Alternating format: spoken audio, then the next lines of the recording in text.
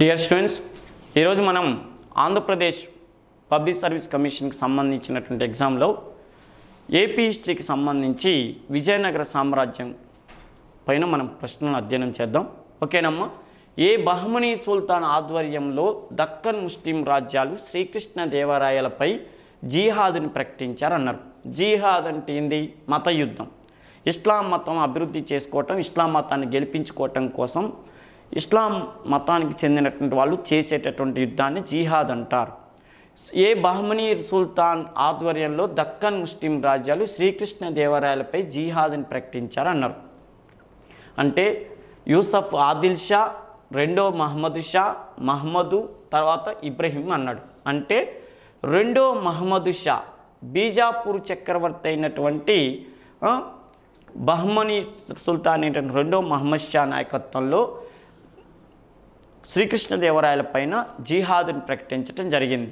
కృష్ణదేవరాయలు 1509లో రాజ్యంలో పట్టాభిషేకం చేయించుకుంటే 1529 వరకు పరిపాలన చేసిండు కదా.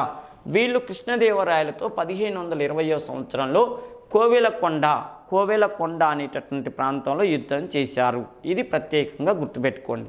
నెక్స్ట్ అంటే కృష్ణదేవరాయలు గెలిచాడు. ఓకే. పెనుగొండను రాజధానిగా చేసుకొని పరిపాలించిన మొట్టమొదటి అరవీటి వంశం ఈ పరిపాలకుడు ఎవరు అన్నారు. పెనుగొండను రాజధానిగా చేసుకొని అంటే చూడండి, ఇక్కడ ప్రశ్న చూద్దాం. పెనుగొండను రాజధానిగా చేసుకొని పరిపాలించిన మొట్టమొదటి వంశం అంటే మొదటి వెంకటపతి రాయలు, తిరుమల రాయలు, జగ్గరాయలు, తర్వాత శ్రీరంగరాయలు అన్నాడు. అంటే విజయనగర సామ్రాజ్యం వాస్తవానికి 1336లో స్థాపిస్తే 1576 సంవత్సరం వరకు వాళ్ళకి రాజధాని ఉండేదంటే హంపి విజయనగరం ఉండేది. హంపి విజయనగరం ఫస్ట్లో రాజ్యాన్ని స్థాపించినప్పుడు అనగొండి అనేది కొంతకాలం ఉంది, అనగొండి. కాకపోతే కొద్ది రోజులే తర్వాత హంపి వాళ్ళు నిర్మించుకున్నారు. తుంగభద్ర నదీ పరివాహక ప్రాంతంలో హంపి అనే ఒక పెద్ద పట్టణాన్ని నిర్మించుకున్నారు. అది సూపర్ హిట్. అయితే ఈ హంపి అనేది 1576 వరకు వాళ్ళకి రాజధాని ఉంది. తర్వాత ఏమైందంటే 1576లో పెనుగొండ, మన అనంతపురం జిల్లాలో ఉన్నటువంటి పెనుగొండని రాజధానిగా చేసుకొని అరవీటి వంశం అనేటటువంటి వాళ్ళు పరిపాలన స్టార్ట్ చేశారు. అరవీటి వంశం వాళ్ళు. మరి ఈ అరవీటి వంశాన్ని స్థాపించింది ఎవరయ్యా అంటే తిరుమల రాయలు. ఓకేనా. తిరుమల రాయలు అనే వ్యక్తి అరవీటి రాజ్యాన్ని స్థాపించాడు. ఇప్పుడు చూడండి, పెనుగొండని రాజధానిగా చేసుకొని పరిపాలించిన మొట్టమొదటి అరవీటి వంశ పరిపాలకుడు తిరుమల రాయలు. ఓకేనమ్మా, ఇది గుర్తుపెట్టుకోండి. నెక్స్ట్, విజయనగరం రోమ్ నగరం అంత పెద్దది, ఇక్కడి దొరకని వస్తువేది లేదు అన్నది ఎవరన్నారు. ఎక్సలెంట్ బిట్టు. ఓకేనా. విజయనగరం రోమ్ నగరం అంతటి పెద్ద నగరం, ఇక్కడ దొరకని వస్తువు లేదని చెప్పింది ఎవరయ్యా అంటే Domingo face. Portugal దేశస్థునైనటువంటి Domingo face శ్రీకృష్ణదేవరాయల పాలనా కాలంలో విజయనగరాన్ని సందర్శించినప్పుడు ఈ మాట అన్నాడు. ఓకేనా. నెక్స్ట్, తల్లికోట యుద్ధంలో రామరాయలు ఎవరి చేతిలో హతుడయ్యాడు అన్నాడు. తల్లికోట యుద్ధం 1565 సంవత్సరం జనవరి 25వ తారీఖు నాడు జరిగింది. తల్లికోట యుద్ధం 1565 జనవరి 25 జరిగింది. దీన్నే తల్లికోట యుద్ధం అంటారు, రాక్షస తంగడి యుద్ధం అంటారు, బన్నిహట్టి యుద్ధం అంటారు. బన్నిహట్టి అన్నదే, రాక్షస తంగడి యుద్ధం అన్నదే, తల్లికోట యుద్ధం అన్నదే, భోగాపురం యుద్ధం అన్న అదే. ఈయన ఎవరి చేతిలో హతుడయ్యాడంటే ఇబ్రహీం కులీ కుతుబ్ షా. ఓకేనా. ఇబ్రహీం కులీ కుతుబ్ షా అనేటటువంటి వాడు వీళ్ళకి ఫ్రెండు. ఎవరికి హతుడైంది మాత్రం ఈయన చేతిలో కాదు. అసలు యుద్ధాన్ని నడిపించింది మొత్తం ఇబ్రహీం కుతుబ్ షా అయితే ఆయన చంపింది నిజాం షా అనేటటువంటి వ్యక్తి చంపేశాడు. ఓకేనమ్మా. నిజాం షా అనేటటువంటి వ్యక్తి చంపేశాడు. తల్లికోట యుద్ధంలో రామరాయల్ని అసలు యుద్ధానికి నడిపించింది ఇబ్రహీం కుతుబ్ షా. కాకపోతే నిజాం షా అనేటటువంటి వాడు ఇతన్ని హత్య చేశాడు. నెక్స్ట్, కళింగ యుద్ధానంతరము శ్రీకృష్ణదేవరాయలు ఈ దీన్ని నిర్మించాడు అన్నాడు. అంటే భువన విజయం అనే సభా మండపాన్ని నిర్మించాడు. ఓకేనా. కళింగ యుద్ధంలో ప్రతాపరుద్ర గజపతి అనేటటువంటి ఆయన్ని ఓడించి, అంటే ఆయనే ఓడిపోయి తన అమ్మాయి ఇలా బిడ్డ అయినటువంటి అన్నపూర్ణాదేవినిచ్చి పెళ్లి చేశాడు. అన్నపూర్ణాదేవిని ఆమెను చేసుకున్నాక వచ్చి శ్రీకృష్ణదేవరాయలు నిర్మించిన సభా మండపం పేరు ఏంటంటే భువన విజయము. ఓకేనమ్మా. నెక్స్ట్, హజారా విఠలాలయం దేవాలయాన్ని నిర్మించినటువంటి విజయనగర పరిపాలకుడు ఎవరంటే రెండవ దేవరాయలు. ఓకేనమ్మా. హజారా హంపి దేవాలయాలు ఎక్కడున్నాయి? హంపిలో ఉన్నాయి. ఈ రెండు దేవాలయాలు నిర్మించిన వ్యక్తి రెండవ దేవరాయలు. ఇతడు సంగమ వంశంలో గొప్ప చక్రవర్తి. గతంలో కూడా మనం చెప్పుకున్నాం, సంగమ వంశంలో గొప్ప చక్రవర్తి. విఠలాలయాల్లో సప్తస్వరాలు పలుకుతాయి అంటారు. సప్తస్వరాలు పలికేటటువంటి టెంపుల్ ఏదంటే విఠలాలయం అంటారు. ఓకేనమ్మా. నెక్స్ట్, లేపాక్షి అనగానే గుర్తుకొచ్చే రాజవంశ పరిపాలనా కాలం ఏది అన్నారు అంటే, చూడు ఈ రాజుల పాలనా కాలం నాటిది అన్నాడు. అంటే విజయనగర రాజులు, తుగ్లకులు, ఖిల్జీలు, కాకతీయులు. అంటే లేపాక్షి అనగానే మనకు గుర్తుకొచ్చే రాజులు ఎవరంటే విజయనగర రాజులు. లేపాక్షిని విరూపాన్న అనేటటువంటి వ్యక్తి ఆ లేపాక్షి ఆలయాన్ని నిర్మించాడు. నెక్స్ట్, ఏ వృత్తి వారిపై వేసిన పన్నుతో విజయనగర రాజులు తమ సైన్యాన్ని పోషించారన్నారు. అంటే చూడండి, రైతులపైన భూమి శిస్తా, వర్తకులపైన అమ్మకం పన్నా, వేశ్యలపై పన్నా, అడ్డిపట్టు పన్ను. అంటే వేశ్యలపై వేసేటటువంటి పన్ను ద్వారానే ఈ వృత్తి వచ్చే అంటే వాళ్ళ మీద వచ్చే పన్ను ద్వారానే విజయనగరం రాజులు తమ సైన్యాన్ని పోషించేవారని చెప్పి విదేశీ యాత్రికులు వచ్చిన ప్రతి ఒక్కళ్ళు కూడా ఇదే విషయాన్ని మెన్షన్ చేశారు. ఓకేనా. ఒక్క విజయనగర క్యాపిటల్ సిటీ అయిన హంపీలో ఉండేటటువంటి సైన్యం మొత్తానికి అయ్యే జీతం కూడా వేశ్యల నుంచే వచ్చేదని చెప్పి చరిత్రకారులు వర్ణించారు. ఓకేనా. నెక్స్ట్, బహమనీ రాజ్యం ఎప్పుడు ఏర్పాటు చేయటం జరిగింది అన్నాడు. అంటే దక్షిణ భారతదేశంలో విజయనగర సామ్రాజ్యం 1336లో స్థాపించబడితే బహమనీ రాజ్యం 1347లో గుల్బర్గా రాజధానిగా 1347వ సంవత్సరంలో అల్లావుద్దీన్ హసన్ గంగు బహమనీ అనే వ్యక్తి గుల్బర్గా రాజధానిగా చేసుకొని రాజ్యాన్ని స్థాపించాడు. ఇప్పుడు గుల్బర్గా ఎందుకనంటే వీళ్ళకి రెండు రాజధానులు అయినాయి. ఫస్ట్ గుల్బర్గా ఉంది, తర్వాత కాలంలో బీదర్ రాజధాని అయింది. ఓకేనమ్మా. బీదర్ తర్వాత అయింది. ఫస్ట్ మాత్రం వాళ్ళ రాజధాని గుల్బర్గా. బహమనీ రాజ్యాన్ని అల్లావుద్దీన్ హసన్ గంగు, విజయనగర సామ్రాజ్యాన్ని హరిహర్ బుక్కరాలి స్థాపించారు. ఈ రెండు రాజ్యాల మధ్య ప్రాంతమే కృష్ణా తుంగభద్ర నదీ పరివాహక ప్రాంతం. దీన్నే రాయచూరు దోబ్ అంటారు. ఈ రాయచూరు దోబ్ గురించే వీళ్ళిద్దరూ కూడా వరుసగా యుద్ధాలు చేసేవాళ్ళు. నెక్స్ట్ చూడండి, శ్రీకృష్ణదేవరాయలు సాహిత్య దర్బారుని ఈ విధంగా పిలుస్తారంటారు. శ్రీకృష్ణదేవరాయల సాహిత్య భవనాన్ని ఏమంటారంటే చూడండి, భువన విజయం అనే పేరుతో పిలుస్తారు. ఇందాకనే ఇప్పుడే చెప్పుకున్నాం మనం, అష్టదిగ్గజాలు అవునా, వాళ్ళు ఉండేటువంటి భవనాన్ని భువన విజయం అనే పేరుతో పిలుస్తారు. ముత్యాలశాల అనే భవనం దేన్ని అంటారంటే రెండవ దేవరాయల భవనాన్ని ముత్యాలశాల అనే పేరుతో పిలుస్తారు. నెక్స్ట్, విజయనగర సామ్రాజ్య స్థాపన ఈ సంవత్సరంలో జరిగింది అన్నాడు. Simple bit 1336. 1336 నుంచి వస్తే 1683 వరకు 3 శతాబ్దాల పాటు విజయనగర సామ్రాజ్యం కొనసాగింది. 4 రాజవంశాలు పరిపాలన చేసినాయి.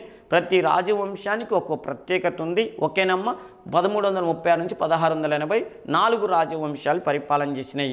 ఒక విషయం ఏంటంటే ఫస్ట్ సంగమ వంశం అనేది 1336 సంవత్సరం నుంచి 1485 సంవత్సరం వరకు ఉన్నది. ఓకే. 1485 1335 నుంచి 1485 వరకు మొదటి వంశం ఉన్నది.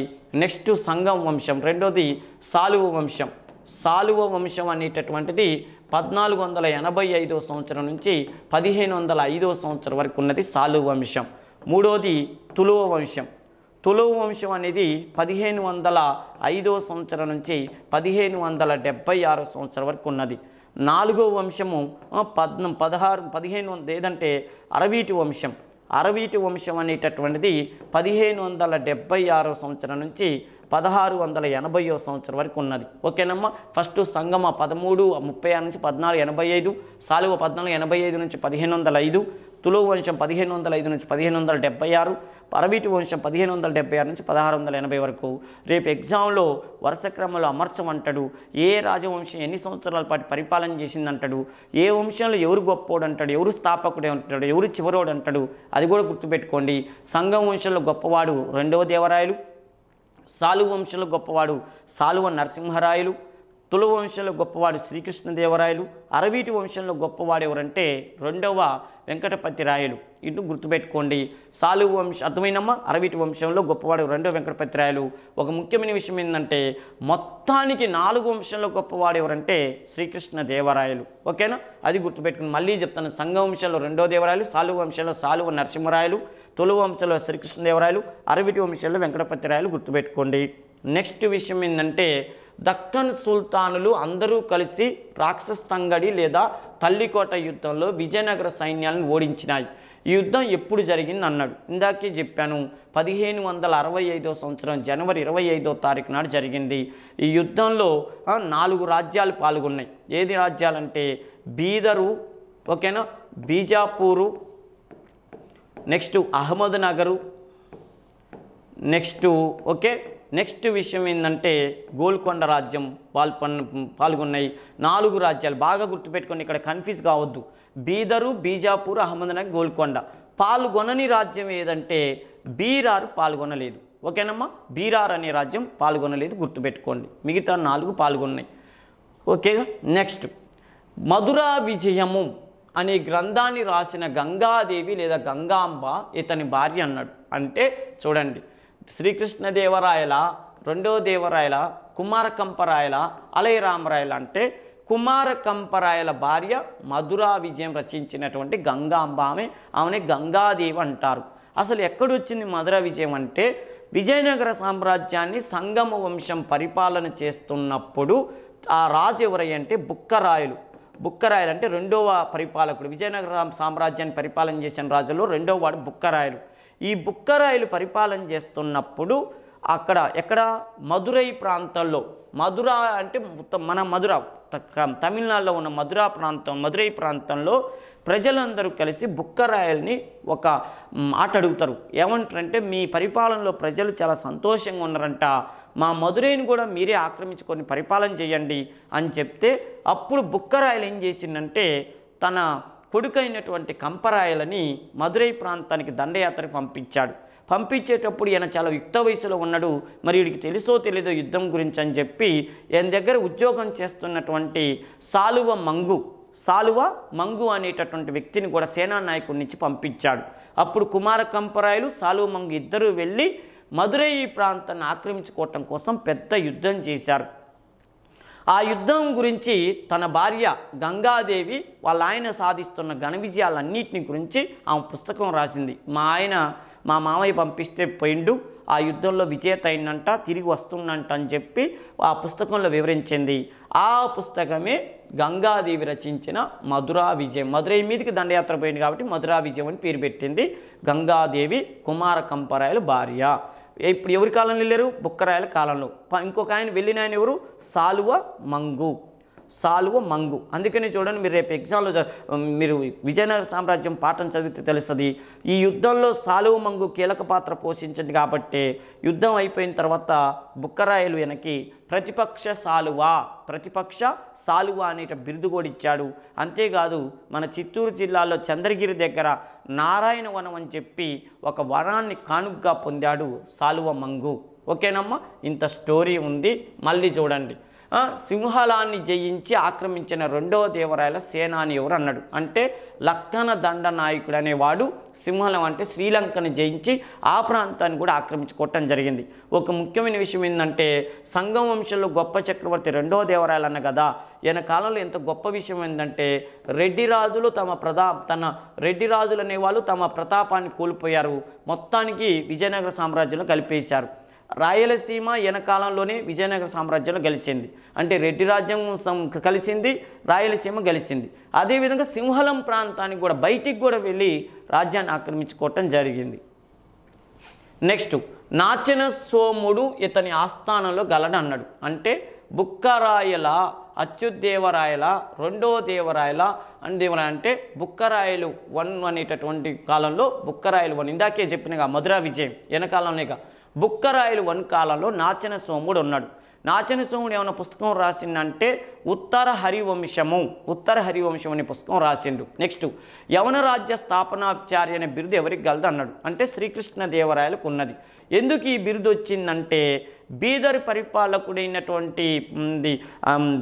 పరిపాలకుడు తన రాజ్యాన్ని కోల్పోతే అప్పుడు ఇస్లాం చక్రవర్తి అని కూడా చూడకుండా అతని రాజ్యాన్ని మన శ్రీకృష్ణదేవరాయలు కాపాడిండు.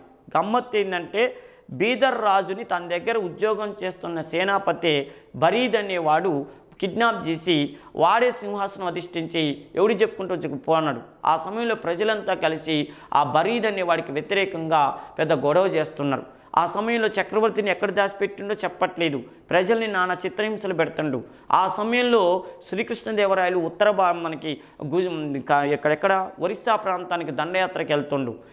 గత్యంతరం లేక ఆ ప్రజలందరూ కలిసి శ్రీకృష్ణదేవరాయల్ని వచ్చి మా రాజుని కాపాడండి అని ప్రాధేయపడితే శ్రీకృష్ణదేవరాయలు చాలా గొప్పగా ఫీల్ అయ్యిండు. ఎందుకంటే ఒక ఇస్లాం చక్రవర్తి రాజ్యాన్ని ఇస్లాం ప్రజలే నన్ను ఒక హిందూ చక్రవర్తి అయిన నన్ను పిలిచి మా రాజుని కాపాడమంటున్నారు, ఇది చాలా గొప్ప విషయం, నేను వాళ్ళకి హెల్ప్ చేయాలని చెప్పి అప్పుడు కృష్ణదేవరాయలు వెళ్ళి ఆ బరీద్ అనే వాడిని ఓడించి చక్రవర్తిని సింహాసనం మీద కూర్చోబెట్టాడు. ఆ సమయంలో ఆ ప్రజలందరూ కలిసి అయ్యా మొన్నటికి మొన్న మా రాజు నిన్ను ఓడించాలని చెప్పి ఒక కూటమిని తయారు చేసిండు, అయినా వాడిని నువ్వు ఓడించినావు. ఈరోజు మా రాజే నిన్ను ఓడించాలని ప్రయత్నం చేసిన మా రాజుని నువ్వు కాపాడి సింహాసనం మీద కూర్చోబెట్టినావు, నువ్వు గొప్పవాడివి అని చెప్పి యవన రాజ్య స్థాపనాచార్య అనే బిరుదుని శ్రీకృష్ణదేవరాయలకి ఆ ప్రజలే ఇచ్చారు. ప్రత్యేకంగా గుర్తుపెట్టుకోండి. నెక్స్ట్ విషయం ఏంటంటే ఓకేనా, ఇంకోటి ఏంటంటే చూడండి, పిల్లలమర్రి పినవీరభద్రుడు గ్రంథం ఇది అన్నాడు. పిల్లలమర్రి పినవీరభద్రుడు జైమినీ భారతం అనే గ్రంథం రాసిండు. ఓకేనమ్మా, జైమినీ భారతం అనే పుస్తకాన్ని ఎవరు రాశారు? పిల్లలమర్రి పినవీరభద్రుడు రాసిండు. ఎక్కడొచ్చిద్ది అనంటే సాలువ వంశానికి చెందిన సాలువ నరసింహరాయల ఆస్థాన పండితుడు పిల్లలమర్రి పినవీరభద్రుడు. ఓకేనా, సాలువ నరసింహరాయల ఆస్థాన పండితుడు. ఈయన గొప్ప మాట అన్నాడు, వాణి నా రాణి. ఓకేనమ్మా, వాణి నా రాణి అని పలికిన అత్యంత ఆత్మవిశ్వాసాన్ని ప్రదర్శించిన కవి ఎవరయ్యా అంటే పిల్లలమర్రి పినవీరభద్రుడు. వాణి నా రాణి అన్నాడు. నెక్స్ట్ చూడండి, విజయనగరంలో బహుమనీ యుద్ధాలు దేని కొరకు చేసేవాళ్ళు అన్నాడు. అంటే మతం కోసం చేసేవాళ్ళ, భూభాగం కోసం చేసేవాళ్ళ, రాయచూరు దోబు కోసం చేసేవాళ్ళ, ఏది కాదా అన్నాడు. అద్భుతమైన బిట్టు. రాయచూరు దోబు కృష్ణ తుంగభద్ర నది పరివాహక ప్రాంతం. నేను మళ్ళీ చెప్తాను, గుర్తుపెట్టుకోండి. రేపు ఎగ్జామ్లో ఏ రెండు నదుల మధ్య ప్రాంతం అంటాడు? కృష్ణ తుంగభద్ర నదుల ప్రాంతం. ఓకేనమ్మా. నెక్స్ట్, మింగు వంశానికి చెందిన చైనా చక్రవర్తి ఆస్థానానికి రాయబారిని పంపిన విజయనగర పరిపాలకుడు. ఎక్సలెంట్ బిట్టు. ఓకేనా, మింగు వంశానికి చెందిన చైనా చక్రవర్తి ఆస్థానానికి రాయబారిని పంపిన విజయనగర పరిపాలకుడు అంటే మొదటి హరిహర్రాయలు, మొదటి బుక్కరాయలు, రెండవ హరిహర్రాయలు, ఓకేనా, మొదటి దేవరాయలు అన్నాడు. అంటే ఇది గుర్తుపెట్టుకొని చాలా ఇంపార్టెంట్. మొదటి బుక్కరాయలు ఒక విదేశీ చక్రవర్తి ఆస్థానానికి తన రాయబారిని పంపిన మొట్టమొదటి వ్యక్తి మొదటి బుక్కరాయలు, సంగం వంశానికి చెందిన రాజు. నెక్స్ట్, శ్రీకృష్ణదేవరాయలు విజయస్తంభం ఎక్కడ నాటాడు అన్నాడు. అంటే పొట్నూరు. ఓకేనా, ఒరిస్సా దగ్గర ఉన్నటువంటి పొట్నూరు దగ్గర ప్రత్యేకంగా ఒరిస్సా దగ్గర కటకం దగ్గర విజయస్తంభాన్ని నాటిండు. నెక్స్ట్ పొట్నూరు దగ్గర కూడా తాను అంతవరకు ఆ ప్రాంతాన్ని జయించానని చెప్పి విజయస్తంభాన్ని నాటాడు. నెక్స్ట్, శ్రీకృష్ణదేవరాయలు ఏ దేశవాసులతో స్నేహ సంబంధాలు కొనసాగించాడు అన్నాడు. ఇది అందరికీ తెలిసిన విషయమే. పోర్చుగల్ దేశం వాళ్ళతో ఆయన సంబంధాలు పెట్టుకున్నాడు. ఎందుకంటే పోర్చుగీస్ వాళ్ళ దగ్గర అద్భుతమైన యుద్ధ గుర్రాలు ఉన్నాయి కాబట్టి బహుమనీ చక్రవర్తులను ఓడించాలంటే యుద్ధ గుర్రాలు చాలా అవసరం కాబట్టి ఆ యుద్ధ గుర్రాల సరఫరా చేస్తామని చెప్పి పోర్చుగీస్ వాళ్ళు ఆల్బుకర్క్ అనేటటువంటి గవర్నరు కృష్ణదేవరాయలకు మాట ఇవ్వటం వల్ల శ్రీకృష్ణదేవరాయలు ఆల్బుకర్క్తో సంధి చేసుకొని వాళ్ళు గోవా అవునా పోర్చుగీస్ వాళ్ళు బహుమనీ రాజుల దగ్గర నుంచి 1510వ సంవత్సరంలో గోవా పొందటానికి కూడా శ్రీకృష్ణదేవరాయలే సహకారం చేశాడు. ఆ కృతజ్ఞతతోనే చూడండి కృష్ణదేవరాయల యొక్క సైన్యానికి కృష్ణనో ప్రగరెడో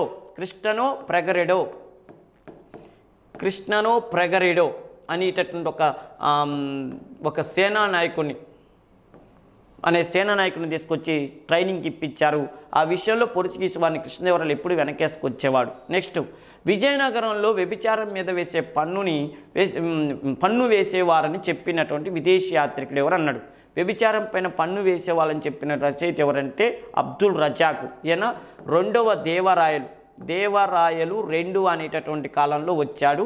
ఈయన విజయనగరం గురించి హంపి విజయనగరం గురించి అద్భుతంగా వ్యాసాలు రాశాడు. అబ్దుల్ రజాకు ఈయన పర్షియా దేశస్థుడు. ఈయన రెండవ దేవరాయల కాలంలో అబ్దుల్ రజాక్ వచ్చాడు.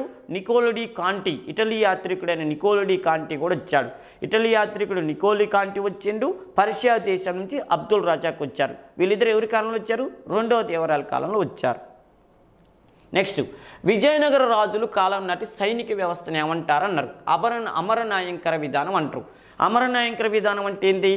రాజు సైన్యాన్ని తక్కువగా పోషిస్తూ ఒక ఉద్యోగస్తులు పెట్టేవాళ్ళు. ఆ ఉద్యోగస్తుల్ని ఏమంటారంటే అమరనాయంకర్లు అంటారు. ఈ అమరనాయంకులనే కొన్ని చోట్ల పాలెగారులు అనే పేరుతో పిలుస్తారు. పాలెగారులు వీళ్ళు సైన్యాన్ని పోషించి రాజుకు యుద్ధ సమయాల్లో పంపించాలి. వీటికే అమరనాయంకర విధానం. నిజం చెప్పాలంటే కాకతీయుల కాలంలో అమలు చేసిన నాయంకర విధానాన్ని అమరనాయంకర విధానం అనే పేరుతో పిలుస్తారు. ఏ కోటను ఆక్రమించుకునే సందర్భంలో శ్రీకృష్ణదేవరాయలకి బాలకృష్ణుని విగ్రహం లభించింది అన్నాడు. అంటే ఉదయగిరి దుర్గాన్ని ఆక్రమించుకునేటప్పుడు బాలకృష్ణుని విగ్రహాన్ని లభిస్తేనే ఆ బాలకృష్ణుని విగ్రహాన్ని తీసుకొచ్చి హంపిలో కృష్ణాలయం అని చెప్పి కృష్ణాలయాన్ని శ్రీకృష్ణదేవరాయలు నిర్మించాడు. ఆ కృష్ణాలయం అద్భుతంగా ఉండబట్టే దానిని చూడటానికి వల్లభాచార్యుడు అనేటటువంటి భక్తి ఉద్యమకారుడు మన హంపి విజయనగరాన్ని సందర్శించాడని చెప్తారు. చాలా ఇంపార్టెంట్. శ్రీకృష్ణదేవరాయల ఆస్థానాన్ని సందర్శించిన భక్తి ఉద్యమకారుడు అంటే వల్లభాచార్యుడు. ఏ గుడి చూడటానికి వచ్చిండయ్యా అంటే కృష్ణాలయాన్ని చూడటానికి వచ్చిండు. బాలకృష్ణుని విగ్రహం చూడముచ్చటగా ఉంటే దాన్ని ఉదయగిరి నుంచి తెప్పించి శ్రీకృష్ణదేవరాయలు కట్టించాడు. నెక్స్ట్, విజయనగర ఎగుమతుల్లో ఇవి లేవు అన్నాడు. ఏవి లేవు అంటే పంచదార లేదా, పింగాణి లేదా, గోధుమలు లేవా, బియ్యం లేవా అంటే గోధుమలు అనేటటువంటి వాళ్ళ ఎగుమతుల్లో ఇవి లేవన్నాడు. అంటే వాళ్ళు కాలంలో గోధుమలు బహుశా ఇక్కడ తక్కువగా పండేటట్టుంది. గోధుమలు లేవు. బియ్యం కూడా తక్కువే ఉండే కానీ వాటిని ఎగుమతి చేయటం వల్ల ఎక్కువగా ఆదాయం వస్తుందని బియ్యాన్ని కూడా ఇతర దేశాలకు ఎగుమతి చేశారు. గోధుమలు అనేటటువంటి చాలా రేరుగా ఉండటం వల్ల ఇవి ఎగుమతికి లిస్టులో లేవని ప్రత్యేకంగా గుర్తుపెట్టుకోండి. నెక్స్ట్, విజయనగర సామ్రాజ్యం తొలి రాజధాని ఏది అన్నాడు. అంటే చూడండి, అనెగొండి అనేది విజయనగర సామ్రాజ్యం 1336లో స్థాపించబడినప్పుడు ఉన్నది. తర్వాత హంపి విజయనగరం పోయింది. హంపి విజయనగరం తర్వాత మళ్ళీ ఎక్కడికి పోయింది? పెనుగొండకు పోయింది. పెనుగొండ నుంచి మళ్ళీ ఎక్కడికి పోయింది అంటే చంద్రగిరికి పోయింది. లాస్ట్ వీళ్ళ రాజధాని ఇది చంద్రగిరి. చూడండి, ఫస్ట్ అనెగొండి, తర్వాత హంపి నుంచి పెనుగొండ నుంచి చంద్రగిరి. నెక్స్ట్, విజయనగర సామ్రాజ్యంలో సముద్ర వ్యాపారం నిషేధమా? సముద్ర వ్యాపారం గొప్పగా ఉండేదా? సముద్ర వ్యాపారం ప్రభుత్వమే చేపట్టేదా? సముద్ర వ్యాపారం కొన్ని ప్రత్యేక శ్రేణులు నిర్వహించేవా అంటే ప్రత్యేక శ్రేణులు నిర్వహించేవి. ఓకేనమ్మా. సముద్ర వ్యాపారం శ్రేణులు అంటే వర్తక సంఘాలని మనం ఫస్ట్ నుంచి చెప్పుకుంటున్నాం. ఆంధ్ర శాతవాహనుల పాట నుంచి చెప్పుకుంటున్నాం. వర్తక సంఘాలు శ్రేణులు చూసుకునేవి. నెక్స్ట్ చూడండి, విజయనగర నగర రాజ్యం విషయంలో వాస్తవం ఏది అన్నాడు. అంటే మొదటి బుక్కరాయలు నాచిన సోముడు అనే తెలుగు కవికి పెంచికల్ దీన్ని అనే అగ్రహారాన్ని కానుకగా ఇచ్చిండు. ఓకే. నెక్స్ట్, విదేశీ యాత్రికుల ప్రకారం విజయనగర కాలంలో వివిధ బలులు ఉండటానికి కారణం వాళ్ళ దగ్గర మూఢనమ్మకాలు ఉన్నాయా? ఉన్నాయి మూఢనమ్మకాలు. విజయనగర ప్రజల ప్రధాన వినోదం కోలాటమా? ఎస్, కరెక్టే. ఓకేనా.